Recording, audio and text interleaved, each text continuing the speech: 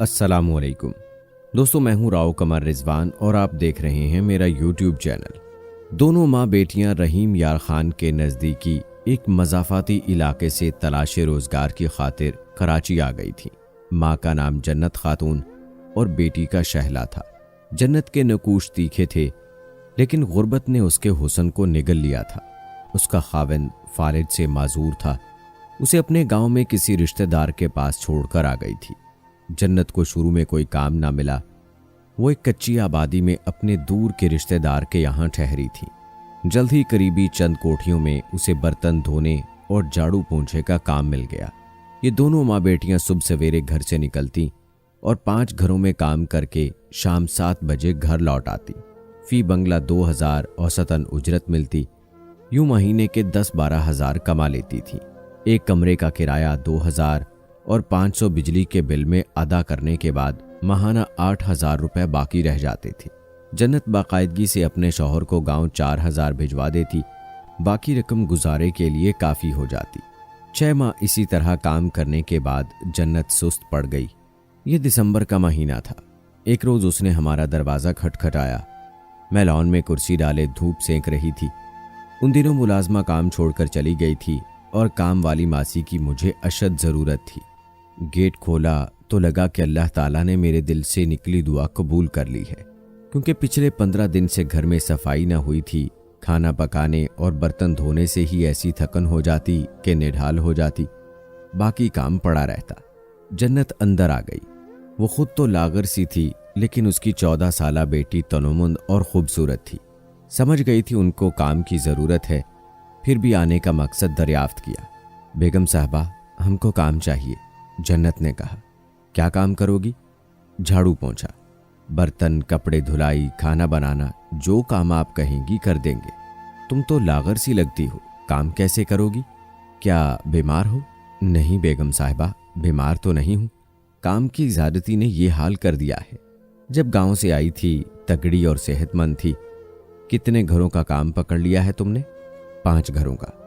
अब छठे घर का करोगी? मैंने बेयकीनी से कहा, और वो भी इस हालत में? बाकी घरों का छोड़ दूंगी अगर आप अच्छी तनख्वाह देंगी। हम भी घर घर काम करके थक जाते हैं। हाँ, मुझे भी सारे दिन के लिए कोई घरेलू मुलाजमा चाहिए। खाना मैं खुद बनाती हूँ, बाकी का सब काम करना होगा। आप क्या तनख्वाह देंगी? हम दोनों माँ बेटियां काम करेंगी। 8 ठीक है। नहीं बेगम साहिबा, 5 घर छोड़कर एक घर का इसलिए करना चाहती हूँ कि कम से कम 10,000 मिल जाए। 2000 किराया और 4 अपने बीमार शौहर की दवा के लिए। मेरे पल्ले से हर माह चले जाते हैं। बाकी मैं गुजारा मुश्किल से होता है। बड़ी महंगाई है। हाँ, वो तो है। मैंने थोड़ी देर सोचा। बड़ी मुश्किल से हाथ लगी थी। अगर अभी इनको ना रखा तो खबर नहीं फिर कब कोई मुआविन मिले। अच्छा ठीक है, लेकिन सुबह 7 बजे किचन में मौजूद होना। नाश्ता बनाने में मदद दरकार होगी। साहब सवेरे काम पर जाते हैं, उनको ठीक 7:30 बजे नाश्ता चाहिए। ठीक है बीबी। शाम को कब तक रहोगी? जब तक आपका काम खत्म ना होगा। जब छुट्टी मिलेगी तब जाएंगे। मैंने जन्नत और उसकी बेटी को रख लिया। 1 माह में उन दोनों ने साबित कर दिया कि वो बेहतरीन मुआविन और खिदमतगार हैं। जो काम बताती खुश उसलूबी से करती। मेरे बंगले का सर्वेंट क्वार्टर खाली पड़ा था। हसनैन ने कहा, इनको क्वार्टर दे दो, दिन रात रहेंगी तो तुमको शाम के बाद भी सहूलत मिल जाएगी। मैंने कहा, कल से अपना सामान ले आना और यहाँ ही रहना सहना। पानी बिजली का कोई मसला नहीं है, आराम से रहोगी। अगले रोज़ वो एक रिक्शे पर अपना मुख्तसर सा सामान ले आई और क्वार्टर की सफाई करके उसे आबाद कर दिया।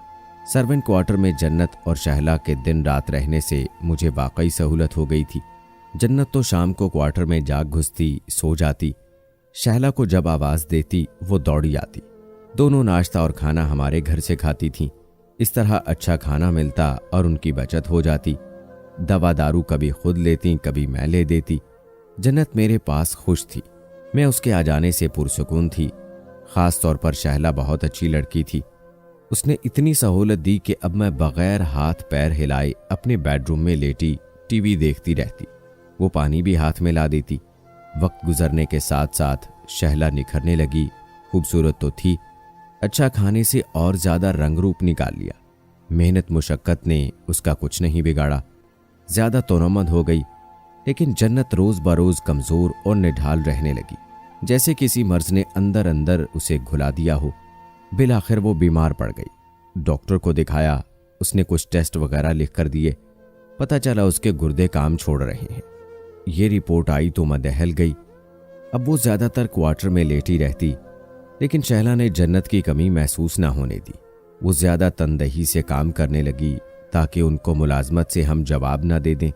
जाहिर है जिस लड़की के माँ बाप दोनों बीमार हों और कमाने वाला कोई ना हो, वो गुर्बत से डरकर काम की मशीन न बनेगी तो और क्या करेगी।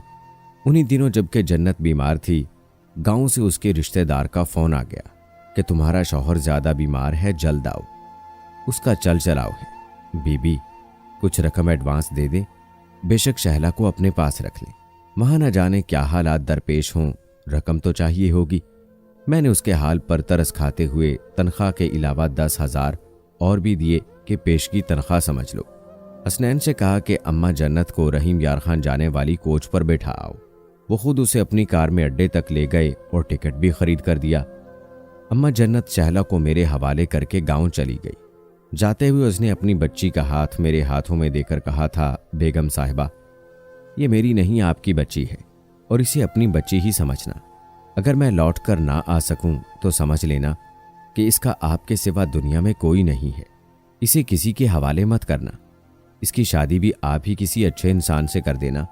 मैं उसका मुंह तकती रह गई और वो ये चंद बातें मेरे गोश गुजार करके रवाना हो गई।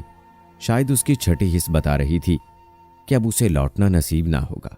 वो काफ़ी अरसा से बीमार थी और हमसे छुपाती रही थी, अपनी हिम्मत से काम लेती रही। आखिर को पापी पेट को पालना था। गांव पहुंची तो पता चला कि उस रोज सुबह दम उसका शौहर फौत हो गया है। वो बैन करने को वक्त पर आ मौजूद हुई थी। शौहर की वफात के हफ्ता बाद अम्मा जन्नत भी इस जहान से सुधार गई। उसके रिश्तेदार जो अजीम गोट में मकीन थे, उन्होंने आकर इत्तला दी, लेकिन शहला को ले जाने की बात ना की और हमने भी इस तज़किरे को ना छेड़ा। हसनैन ने कहा अगर लड़की का सगा भाई बहन मामू वगैरह आता तो बात कर लेते।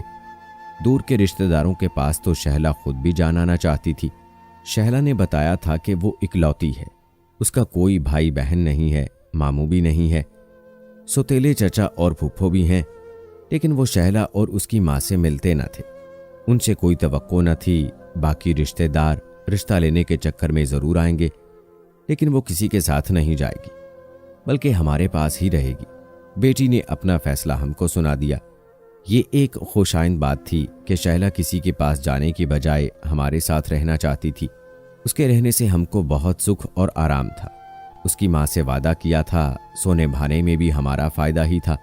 लिहाजा मैंने उसे तसल्ली दी कि उसकी मर्जी के बगैर किसी रिश्तेदार के हवाले ना करूँगी, बल्कि हम बेटी बनाकर रखेंगे। वो इस तसल्ली पर खुश और मुतमईन हो गई। पहले से भी ज़्यादा मेहनत और जांफिशानी से काम करती। मुझे नित नए लिबास पहनने का शौक़ था। चंद दिन एक जोड़ा पहनती तो फिर जी से उतर जाता।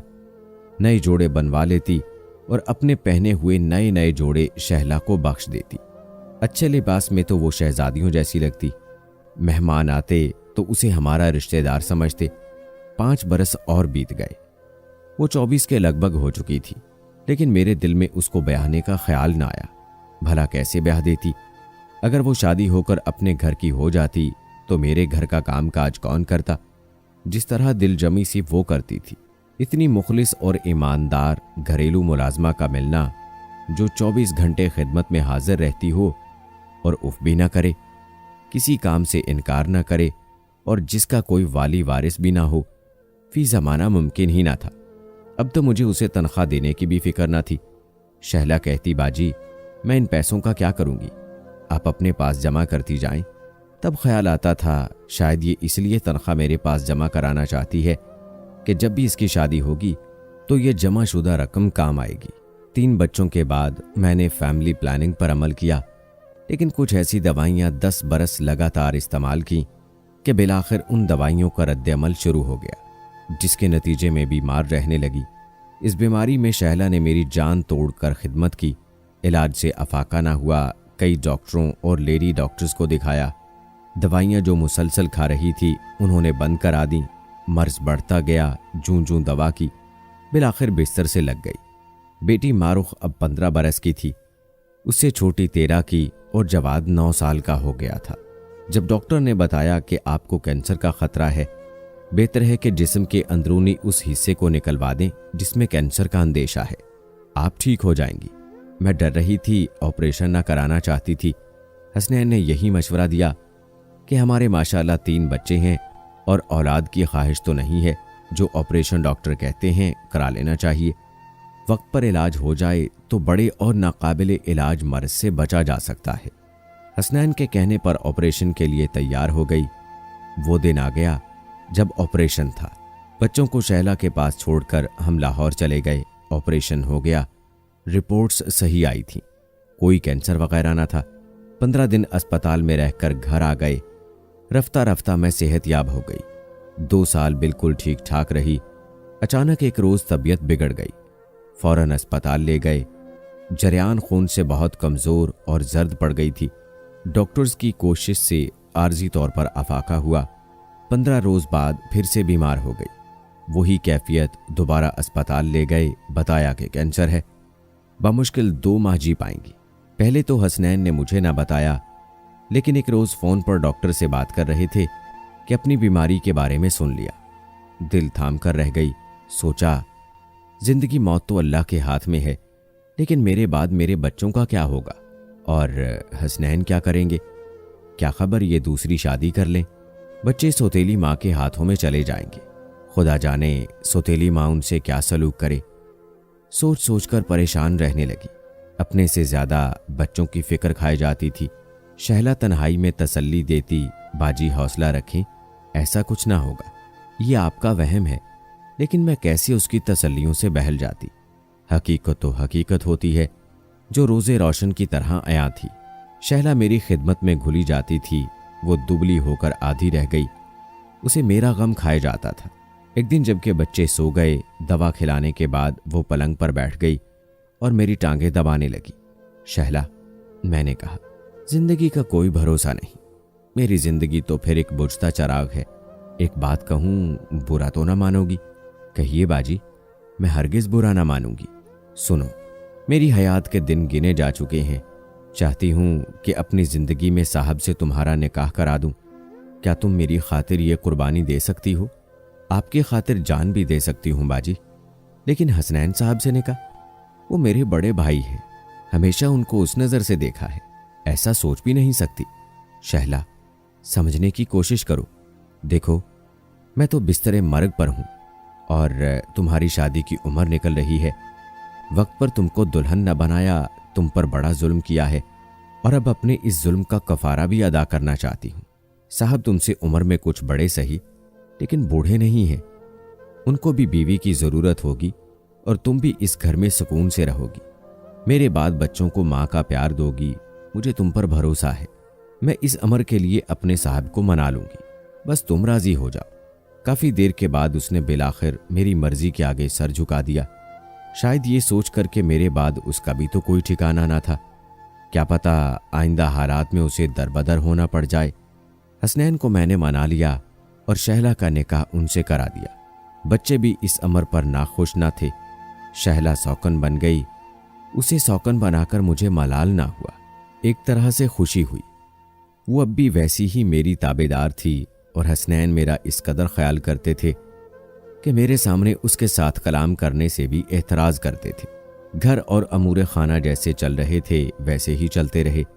हसनैन को बैरून मुल्क जाने का मौका मिल गया तो मुझे भी साथ ले गए। अमेरिका में इलाज कराया। खुदा के फजल से असल मर्ज का पता चल गया। मुझे कैंसर नहीं था। मैं सेहतयाब हो गई। घर लौटी तो खुशियां दामन में भरकर बच्चों को खूब गले लगाकर रोई और हंसी भी कि खुदा ने मुझे नई जिंदगी दे दी थी। शहला भी खुश थी, लेकिन वो कभी कभी बुझी बुझी लगती, क्योंकि हसनैन ने निकाह जरूर किया था, लेकिन वो सोते मेरे ही बेडरूम में थे। शहला के बेडरूम में बदस्तूर मेरे बच्चे उसके साथ होते थे। शहला आज भी मेरे साथ है, मेरी सौकन है, लेकिन हम बहनों की तरह रहती हैं। मैंने उसे और अपने शौहर को उनके जायज़ हकूक भी दे दिए हैं, अल्लाह ताला के खौफ और खुशनुदी की खातिर। लेकिन जिस दिन मेरी सौकन की बारी मेरे शरीके ज़िंदगी के हमरा रहने की होती है, मैं बहुत उदास हो जाती हूँ और छुप छुप कर आंसू बहाती हूँ। सच है कि शौकन रेशम की गुड़िया भी हो तो बर्दाश्त करना मुश्किल हो जाता है, लेकिन ये बात मुझे अच्छी तरह हर वक्त याद रहती है कि मैंने खुद अपने बच्चों की खातिर अपने शौहर की दूसरी शादी करवाई थी। अब अगर मैं अपने शौहर से अपनी शौकन को दूर करती तो ये अच्छी बात ना थी। शायद इसी नेकी की वजह से अल्लाह ने मुझे सेहत दी। इसीलिए आप सबके लिए पैगाम है कि खुदारा किसी पर जुल्म ना करें, और अगर शौकन आ जाए किसी मजबूरी के तहत तो उसे बहन बनाकर रखें, तो जिंदगी जन्नत बन जाएगी। कैसी लगी कहानी दोस्तों, कमेंट बॉक्स में लाजमी बताएं। मिलते हैं अगली वीडियो में, तब तक के लिए अल्लाह हाफिज।